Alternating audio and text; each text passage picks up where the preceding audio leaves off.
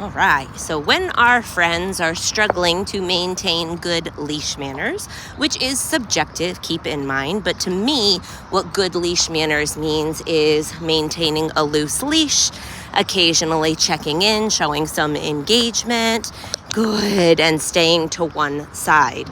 And for me, that's all safety stuff. We don't want added tension on the line to create big emotions. We don't want them switching sides and tripping us up. That's my rationale for my preferred good leash manners.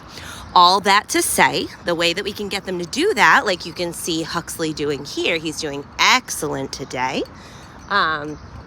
What we can do is first and foremost, mark and reward from the place that you prefer they walk. So you'll notice when I deliver a reward, such as this, it's from the place that I prefer Huxley to be. That teaches him, good boy, that teaches him that that's a rewarding spot to be. Good boy, let's go this way. And it makes it a little easier for him to hang out in that spot and or return to that spot when he knows he might get rewarded. Now, additionally, another thing that can help with engagement and loose leash walking is marking and rewarding eye contact. So you'll notice as he looks to me, I give a little click and I follow up with a treat. And we've already primed the clicker, so to Huxley, he knows that the click means, yes, I like that, keep doing that, and food is on the way. So we use the click and or the yes marker word to make it really clear when he's on the right track and doing what we prefer. Now what happens, good boy, if and when he gets distracted? If he all of a sudden, like he did a few minutes ago, he sees a squirrel and he lunges forward or he gets distracted, what can we do? Well, a lure can be really helpful. So put a little treat. Oh, not that treat. How's that in there? Hang on. Huxley has special treats. That must have been in the bottom of my pocket. There we go. Put the little treat in your hand, put it against your thumb and your palm, and then guide them where you want them to be. So you put that lure right in front of their nose and then get them to follow it. So I'll show you that again. We'll move him a little bit more. This one is just a little tiny piece of kibble. Good boy, good. And then we click and reward when his nose touches my palm. Now he dropped that one. No big deal. What we're looking for, yes, yes, yes, yes, yes.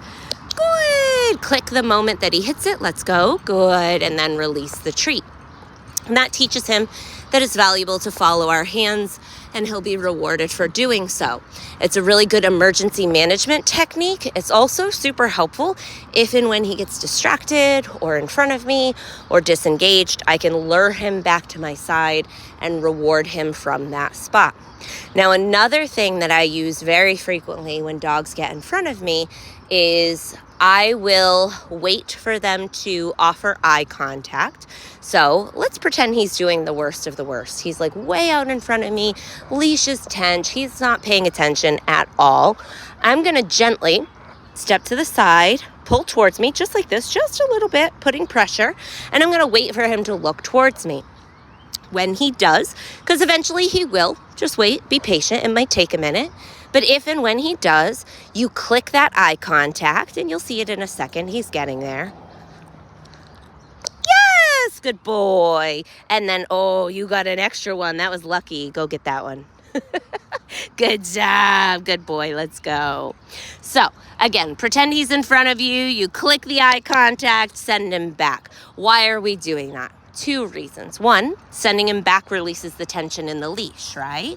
2, you'll notice he's back where I prefer that he be, so I can mark and reward him from that place.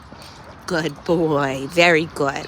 Now, if and when we need to avoid a distraction, a trigger, something too challenging for him, whatever it is, we're going to say, Huxley, let's go. Good boy, good boy, good boy. Good job. We're going to change directions, use a lure at the same time, and we're going to pick up the pace to help him get out of there, creating space from the trigger. So let's do that again. Huxley, let's go. Yes, yes, yes, yes, yes. Good boy, good boy. Notice that I'm cheering him on as he continues to come along with me. It's important to mark the first moment of them deciding to do what we want them to do with precision. We use that yes and or click.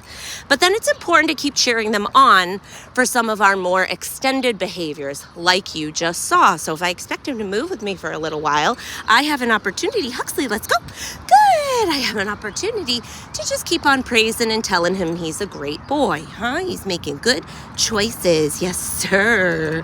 Good. Let's go this way. I know I see them. Are you ready? Go find. Good boy. So we're throwing a couple of treats down. This is another really helpful tool. We call it the go find game or scatter feed. It's getting his nose to the ground and off of potential triggers.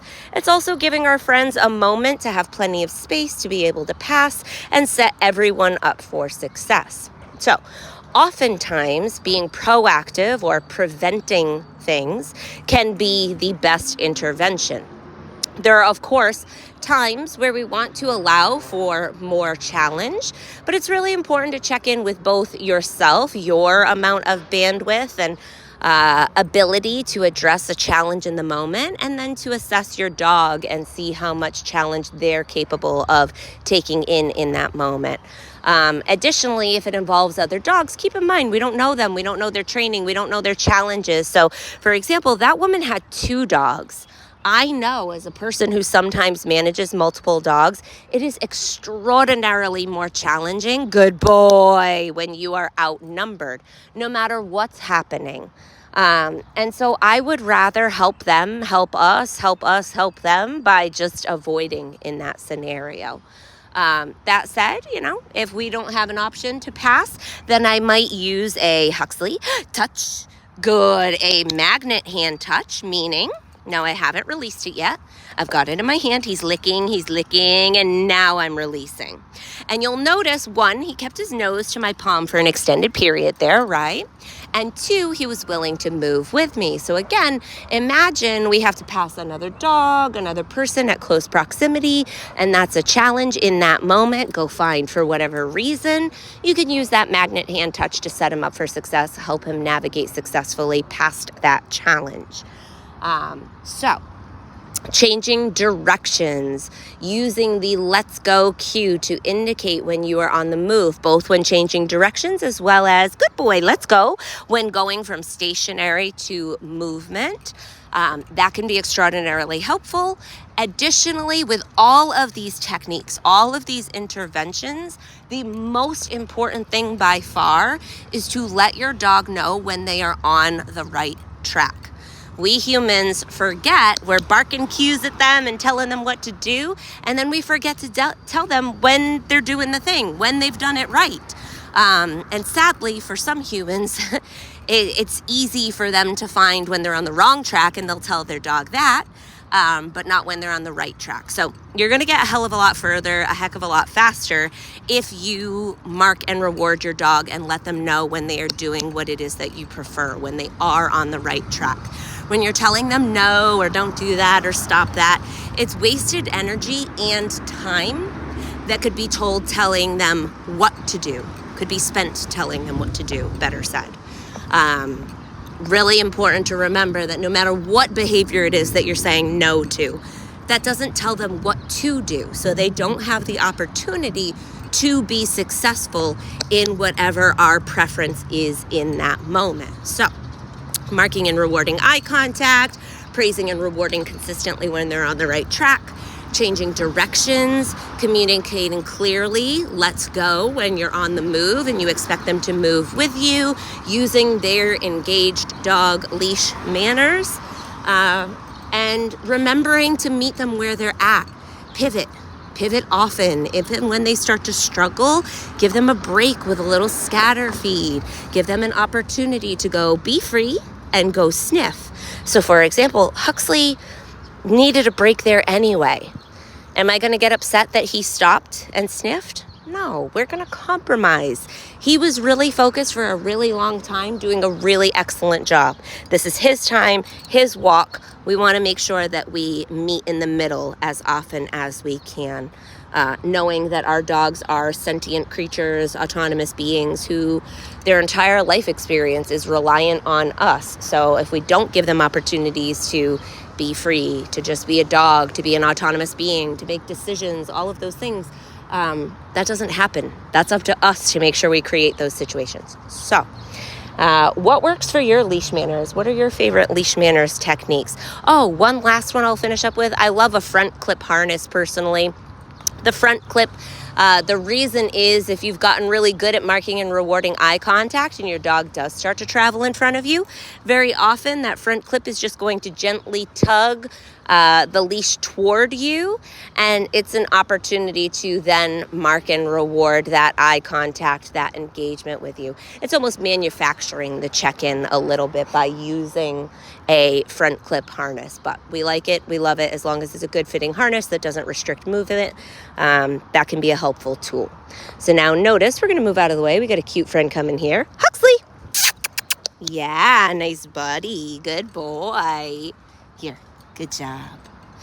Oh, hey, it's right here, Bubs. I know, I see them.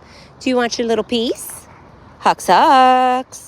Yeah, good boy, good boy, good boy.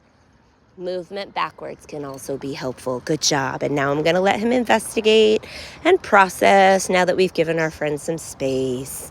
Good boy. Yes, catch. Oh, so close.